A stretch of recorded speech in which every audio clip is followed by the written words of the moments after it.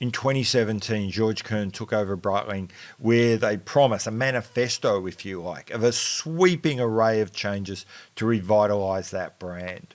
It's going to expand its mind, getting away from being solely an aviation watch company. He was going to go back into the rich and very deep archives of Breitling and drag forward some of their classic designs of the past. He was not going to just rehash those designs, but instead imbue them with a sense of what he's called modern retro styling, taking inspiration from the past but presenting a very contemporary watch. And at the same time, he was going to reinvent a whole new form of luxury, what he called casual luxury, emphasizing things like inclusivity, sustainability, and accessibility. As you can imagine, in the Swiss watch industry and in this very male-dominated community, there was a lot of skepticism, there was a lot of hostility to those views. I suppose 5 years on, having quadrupled the value of the company he took over, he's been broadly successful. I think we can agree with that.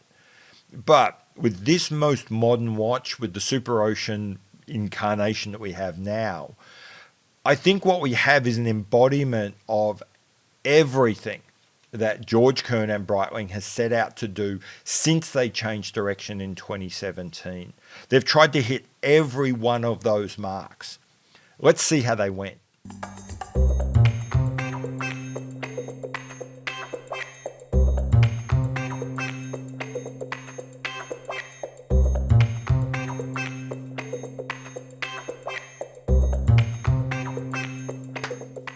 Okay, so let's get into my reaction to the Breitling Superocean. Okay, so off the bat, whenever I'm doing forming any kind of thought about a watch, I like to think of it in two ways. First, how well has this watch met its brief? No interesting watch, at least, aims to please everyone. It's best when a watch has a really clear idea of a very specific customer and then shoots for that idea. And for that reason, I don't like to review or critique or consider watches against some arbitrary universal standard. To me, it makes much more sense to think, what is this watch trying to achieve and how well has it met that aim? The second thing I like to do is just think about the watch personally and say, do I like it? Now, actually, I have an interesting confluence here when it comes to Breitling. All of those things I said in the intro that Breitling's trying to do, trying to broaden its appeal outside of just aviation, trying to dive back into its archives but then recreate those in a sort of a modern way, trying to be a more modern brand, emphasizing things like inclusivity and sustainability and a more casual idea of luxury. Those are all me. Breitling almost sat down and kind of figured out me and said, here, we are going to be your watch company. So in this particular case, it's actually pretty straightforward. The way I look at a watch personally and what the designers are trying to achieve are basically one and the same. So we'll start at the top. How well has the new Superocean done in expanding the idea of what Breitling is away from just aviation? Well, it's a dive watch, so it's got off to a good start. I think perhaps a better way of thinking about this is how well has Breitling pushed this new dive watch to get people to think of Breitling as more than just an aviation brand. And I think you could say right now they are pushing hard and pretty effectively. As I said, this is a dive watch, so we've already started that path.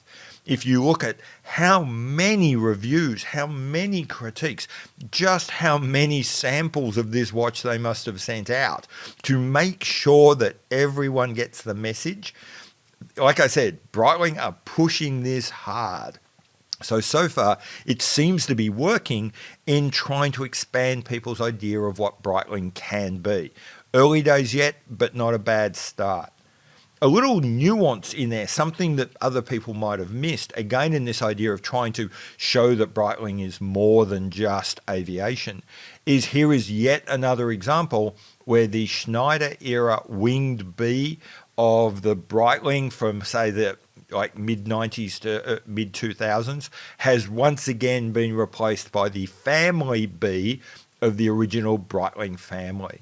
I think this is really illustrating two things. One, that Breitling is trying to go back to what it was when it was run by the Breitling family, and that is a different thing to what it was in recent memory.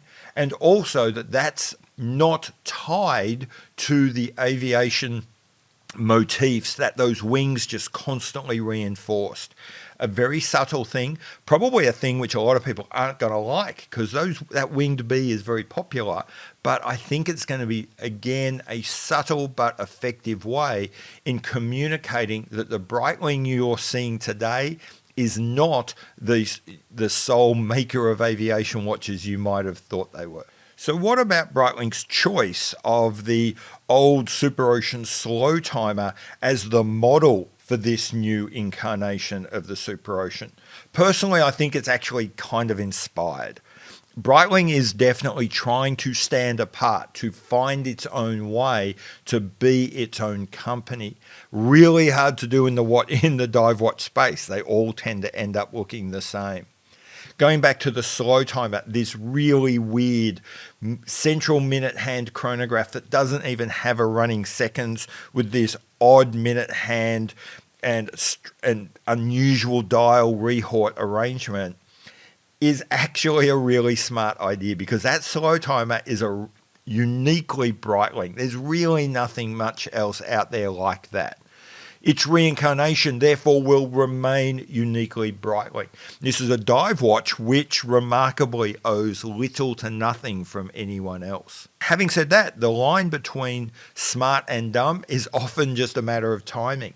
So is this a good time to reintroduce a watch, or to introduce a watch drawing from the stylings of the late 60s, early 70s? You bet it is. There's probably never been a better time for this exact style of watch to come in. If you look across not just the watch industry, but many areas of design, that kind of more stable, conservative, stripped back, mid-century modern ideas of the 50s are fading, and people are looking forward to the more exciting, the more hopeful, the more futuristic, postmodern contemporary designs of the 60s and the 70s. And Breitling were absolutely in perfect position to grab their probably best basis for a dive watch from that era and bring it to today.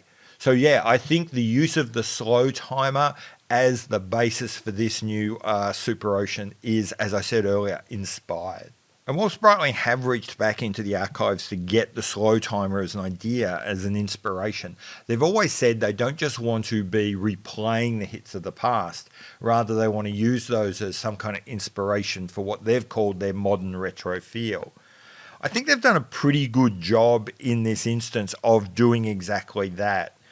Obviously, the overall case shape and some of the defining, really smack you in the face visual cues, such as those big blocky markers and that outrageous minute hand, just scream, this is a late 60s watch. And so that anchors it in that period. However, if you scan back just a fraction, you'll notice a much more sophisticated case than we would have ever got back then. Clearly a 21st century product. We've got 21st century materials with sapphire and ceramic. We've got a modern movement. We've got the 300 meters water resistance, which we expect to get now and would never have got back then. And they've also made some interesting updates just to the basic functionality. Part of me thinks that if they'd brought that old slow timer kind of chronograph back, it would have been really cool. But I must admit, I don't think it really fits into kind of 2022. In 2022, people certainly expect a second hand, so I'm glad to see that we've got that. And yeah, we'll talk more about what other things they're trying to achieve with this watch. And I think in their blending of old and new, they're really hitting the mark. So that really brings us to what are the other things Breitling's trying to achieve with this watch? And in particular, where are we at with this whole idea of inclusivity and casual luxury? Let's start with the idea of casual luxury. There is no better era than the 1970s to communicate the idea of being casual. We are leaving Don Draper and his buttoned-up suits behind, and we are embracing corduroy paisley and all that was the summer of love and the early 1970s with this watch. That bizarre minute hand, the overall layout of the dial, Rehorton bezel, the absence of a date, keeping the watches nice and slim and easy to wear, all just scream, this is a watch about having fun. It's interesting, this watch was not launched diving off the back of a boat in the Antarctic. It wasn't launched, swimming the English Channel. This watch was launched at the Wheels and Waves Surf and Motorcycle Festival in Biarritz, France. When you went there, you were given the option of skateboarding, motorcycle riding, surfing. I don't even know if anyone went diving. And whilst this watch is a full-on dive watch, it is intended to be so much more. It's about anything you want to do while you're having fun. I think a key feature in that, and it's not a small point, although it's easily overlooked, is the absence of a date. The deliberate decision to exclude a date function from this watch.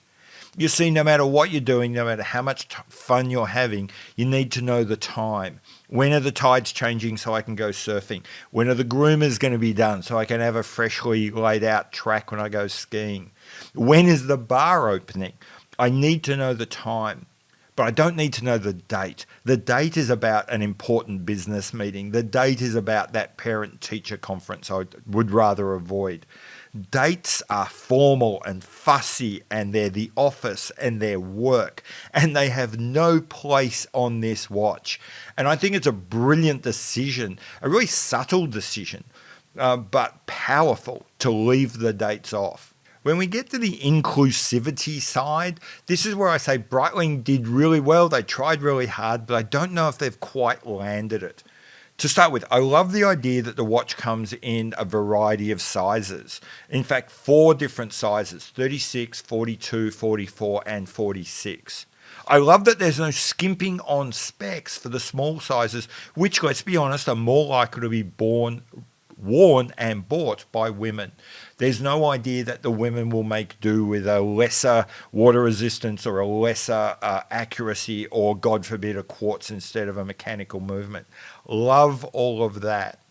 However, I think the color choices and the way they've correlated the sizes are just a little too obvious that the big ones are for the big boys and the little ones are for the smaller women.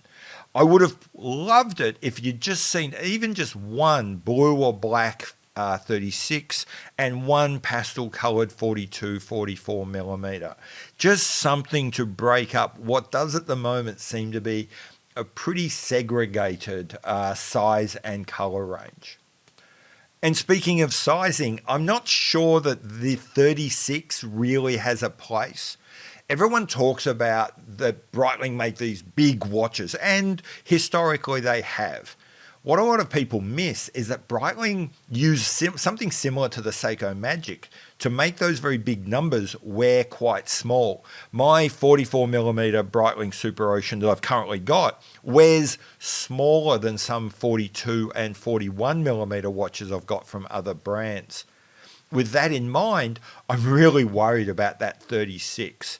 Even just looking at the numbers, it's going to be 12.2 millimeters thick and it's got a lug to lug of 42 millimeters.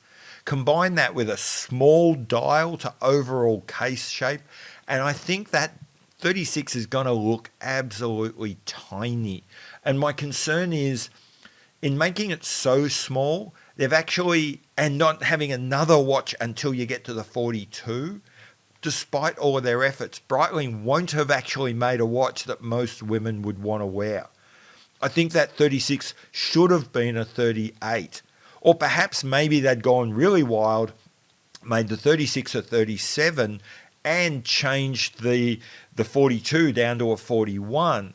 A 37, 41, 44, 46 range has almost near as damn it the same range as they have now, but it just feels more balanced, more spaced out, and I think would be smarter for them in the long run.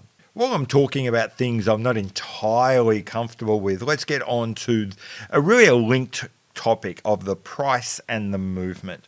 So this watch is going to cost you $4,000 US plus or minus a little bit, depending on bracelets and exchange rates, taxes, etc. And it comes with the Breitling B17 movement, which is a derivative of the Sellita SW200. Now, at this point, half of you, maybe more, have already switched off and said you're not going to buy this watch. I get that. If you're one of these people for whom the movement essentially sets the price of the watch, then this is simply not a watch for you.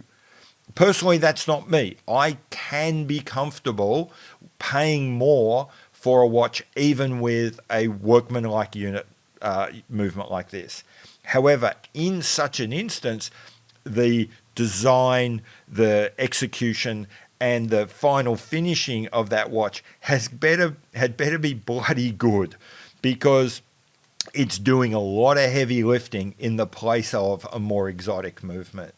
I'm not going to know whether this watch really matches up off a spec sheet and some photos. I'm going to have to see it. I'm going to have to wear it. I'm going to have it in hand before I can make a decision as to whether this is a watch I'd be prepared to pay the price of admission for. While we're on the topic of having this watch in hand, I really need to handle it to be ultimately comfortable with its design. This watch is bold, it is challenging, it is not following the formula of so many other watches that we've played with in the past. I'm not really comfortable simply assuming that what looks good in a render, what looks good in a video is going to work in real life, especially as this watch is such a departure from so many others. So again, I'm not saying I don't like the design, I really do. Maybe I'm saying I don't entirely trust the renders and the images that I'm seeing, given the boldness of the design. And again, there's an area that I really need to confirm before I go all in on this watch. My last area of vague disquiet is unusual because it's not really a big issue for me, but I'm sensing it is for the wider community. And that is the new bracelet / clasp. One, it looks like a huge improvement over what we've had in the past. It is more sophisticated, more machined. It's kind of, the branding is a little bit more contemporary and modern and into what we'd expect. And perhaps most importantly, it's starting to bring about the kind of micro adjustments that, again, we've come to expect from modern bracelets. Here's the problem though. It feels like a 2018 clasp in 2022. Yes, it's an improvement over what Breitling's given us in the past, but the competition has continued to move forward. Where is the quick release bracelet? Where is the on-the-fly adjustment? It just feels like, as I said, Breitling is chasing the state of the art in bracelets and clasps, but is still lagging. It was lagging 10 years. It's probably lagging 4 to 5 now. So in short, I really like this watch. It was designed around the kind of attributes that I am looking for anyway, and I think it has hit those attributes. Therefore, if I'm the audience of the watch is doing great. What about you? Do you feel like you're the audience? Do you think that if you imagine who this watch is aimed at, do you think it's going to hit the mark with them? If it's not, if you're not that guy, what's wrong with it? What would you like to change? Would it need a sweeping revamp, or is it just a tweak here and a tweak there, and you reckon you could broaden the appeal of this watch? Anyway, love to hear your comments, your ideas, your thoughts. Stick them in the comments below. I've been Pete McConville. This has been Not So Obvious Watches. I don't say it enough. I'll say it again. Look, can you do all the like, subscribe, all that sort of thing? That'd be brilliant. I will see you later. Bye.